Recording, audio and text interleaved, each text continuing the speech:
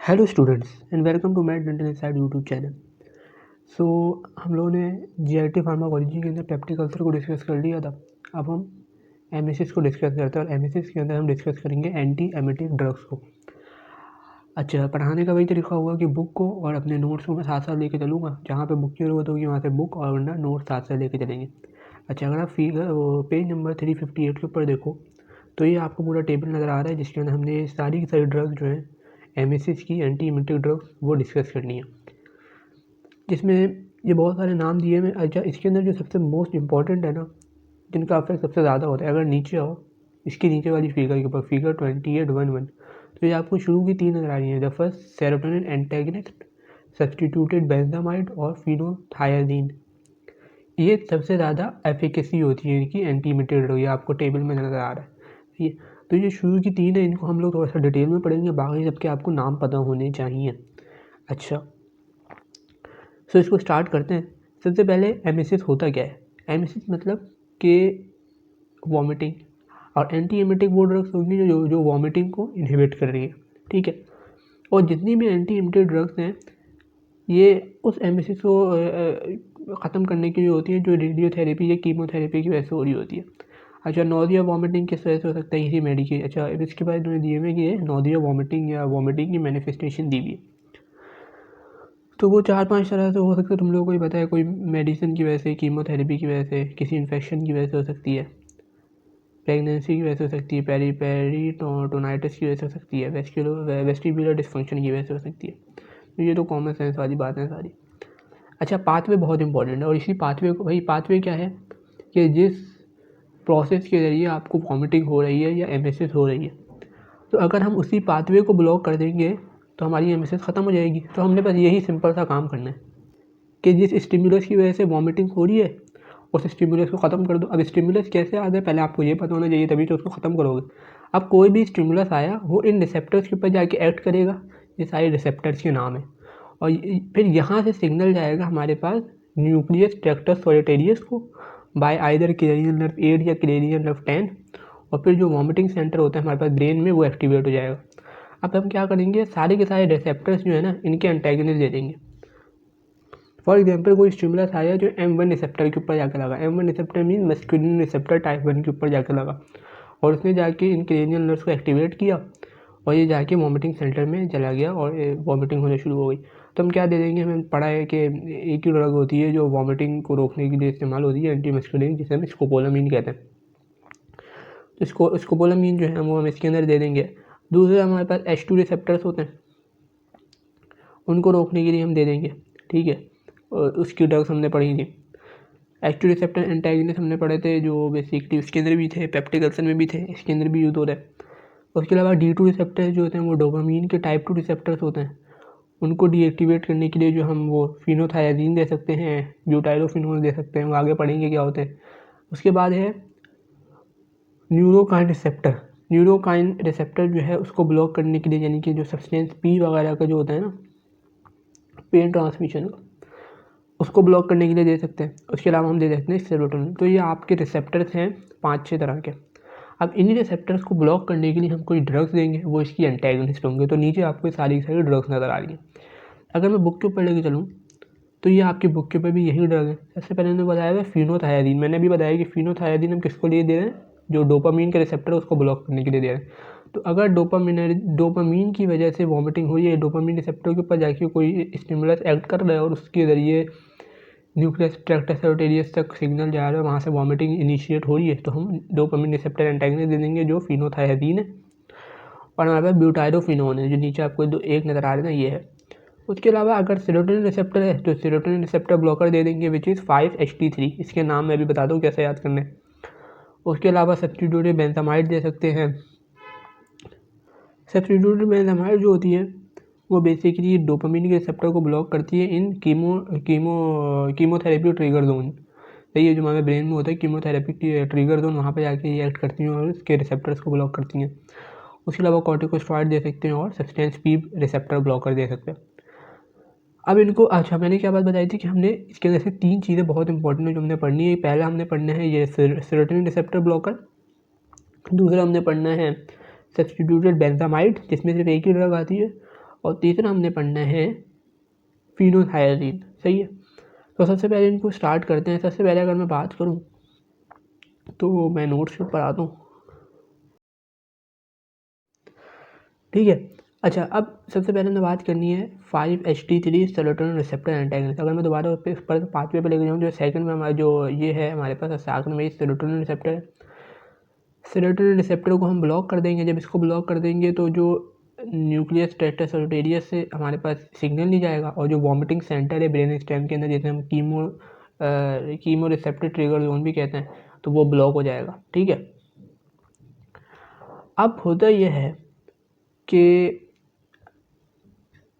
ये हमारे पास हैं सेरोटोनिन रिसेप्टर एंटागनिस्ट, और ये इसकी सारी ड्रग्स है। अगर सबसे पहले बुक से ड्रग्स को डिस्कस करते हैं, ये 4 तरह की ड्रग्स हैं जो हम देते हैं। इन सब के आखिर में आ रहा है सिट्रॉन। सही है। सबसे पहले डोलेस्ट्रॉन, ग्रेनिस्ट्रॉन, ऑन्डेनिस्ट्रॉन एंड पेलोनिस्ट्रॉन। अच्छा, अब सबके आखिर में स्ट्रॉन आ रहे हैं, इससे भी याद कर सकते हो। इसके अलावा एक और इसकी निमोनिक थी कि डू गेट ऑन प्लेन्स।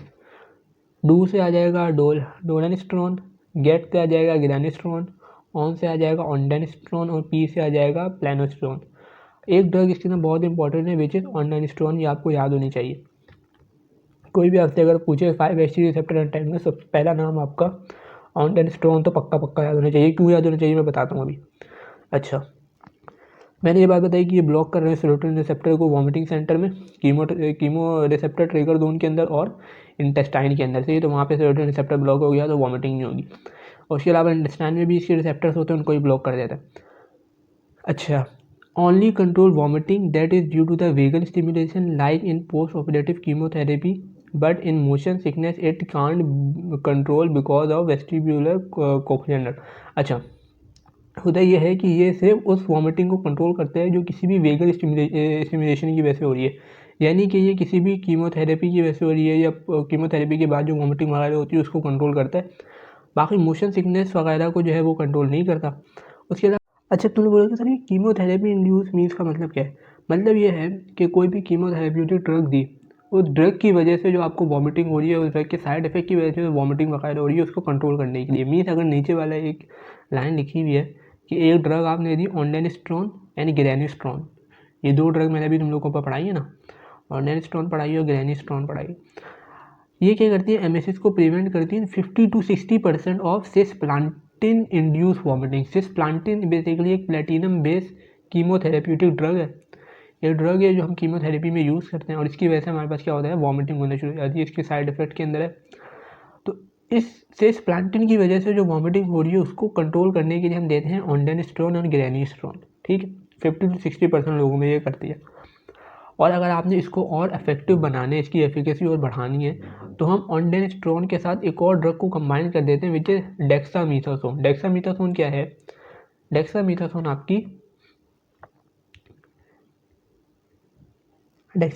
आपका कॉर्टिकोस्टेरॉइड है।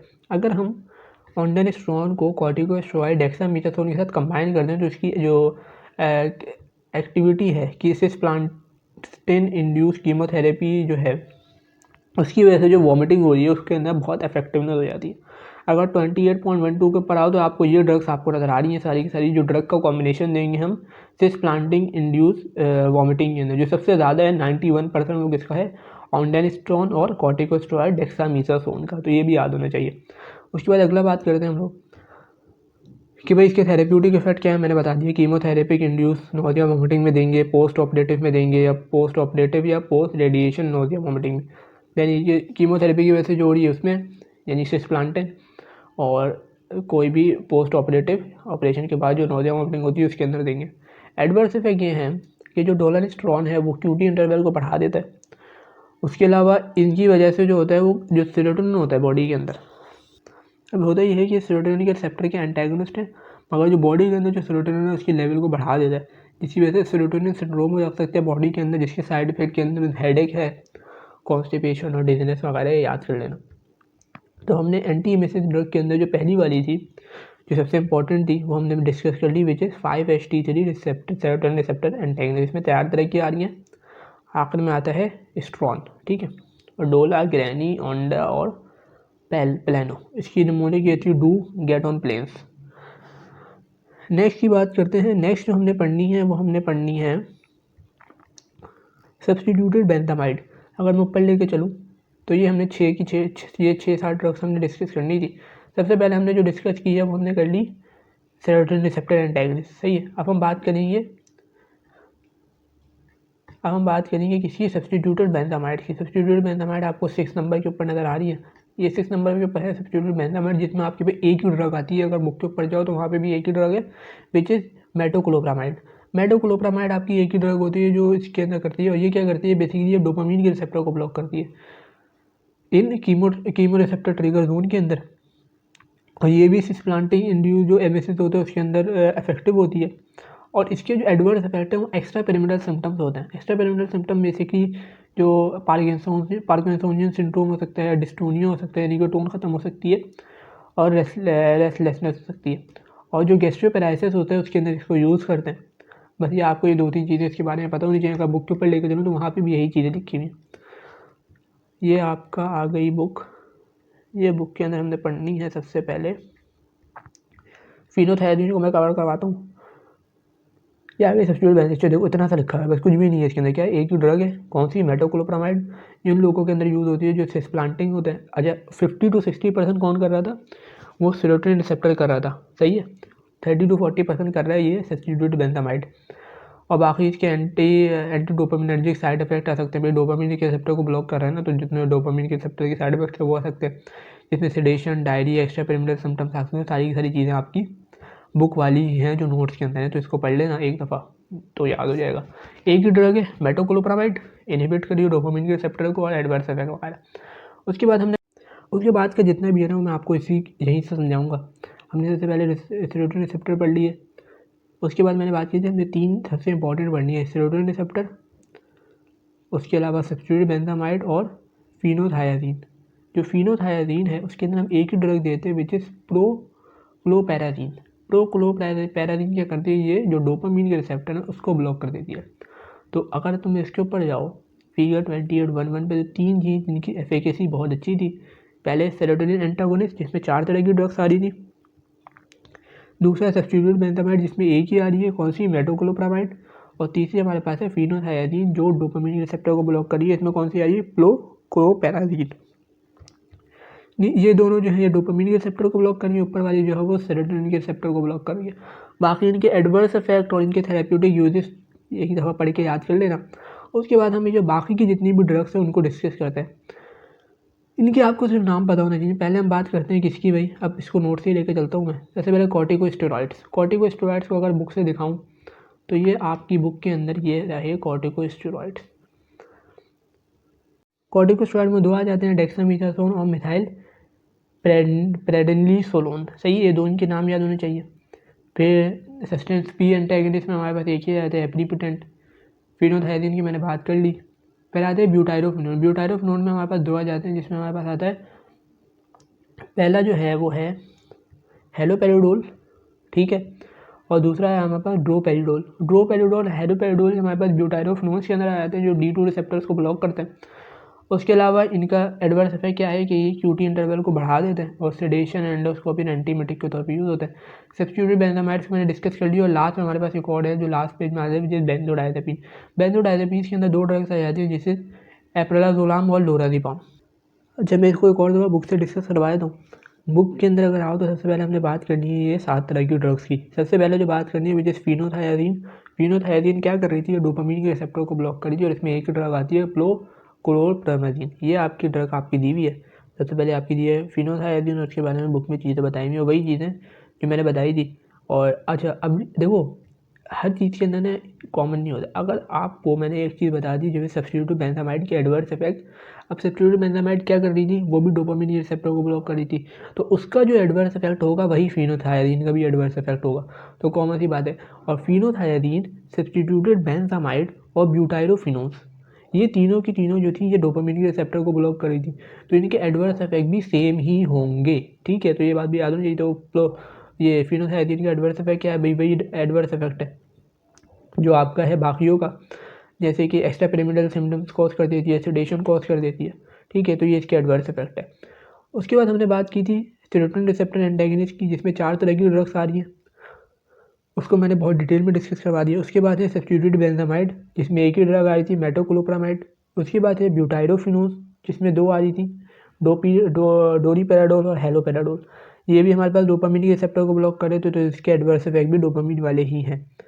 फिर बेंजोडायज़ेपिन्स हैं, फिर कॉर्टिकोस्टेरॉइड हैं, फिर सस्टेंस पी न्यूरोकाइन ब्लॉकर है।